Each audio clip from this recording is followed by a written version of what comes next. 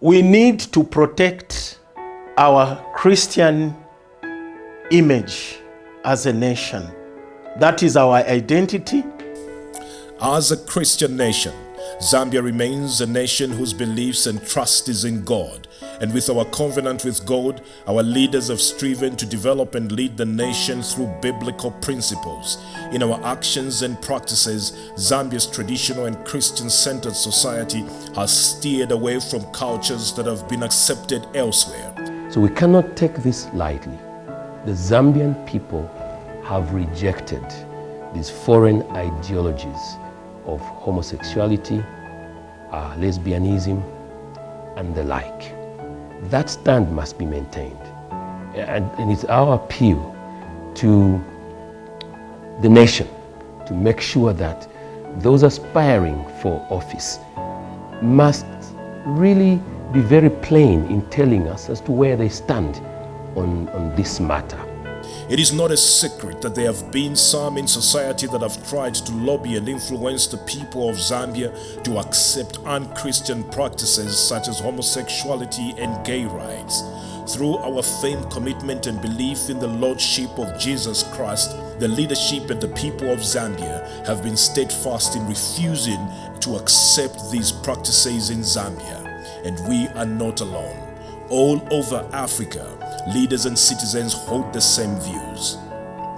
This is what other principled African leaders have said about homosexuality and gay rights. This is not an issue, as you would want to put it, of human rights.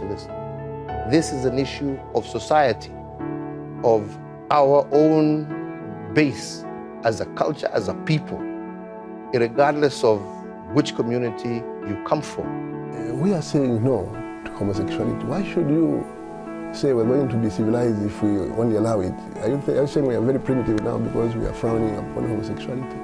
Even animals don't do it. Why should we be forced to do it because we want to be seen to be smart, to be seen to be civilized and advanced and so on? If that is how you're going to bring your AIDS, then I'm afraid the Western can leave us alone in our poverty, and we will continue scrounging and struggling and see how we can get going.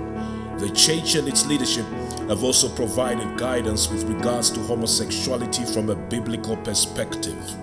We do not want leaders that are going to adopt Western cultural values that are going to bring in our nation homosexuality, lesbianism, and gayism. You know, when we look at Zambia and its choice to become a Christian nation, it's a very, very fundamental step that Zambia took. Our values is that of Christianity. The Bible in Romans, it's very, very clear that all those that practice such kind of things are abomination to God.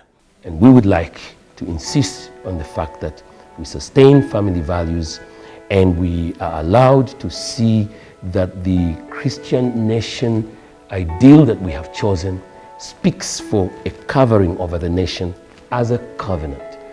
It's a protection for today and for the future. And we would like to make sure that our young people understand where we as their parents have stood. We are going to uphold Article 8 of our Zambian Constitution, which talks about national values and principles. So I encourage Zambians to continue to stand on these values and to continue to resist those kinds of programs that are being brought in by foreign agencies, either through our education sector or through the health sector, to try and make this thing more palatable or more acceptable. We remain with a stand of saying no.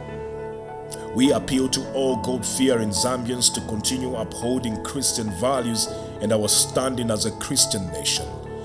May God prosper our great nation of Zambia.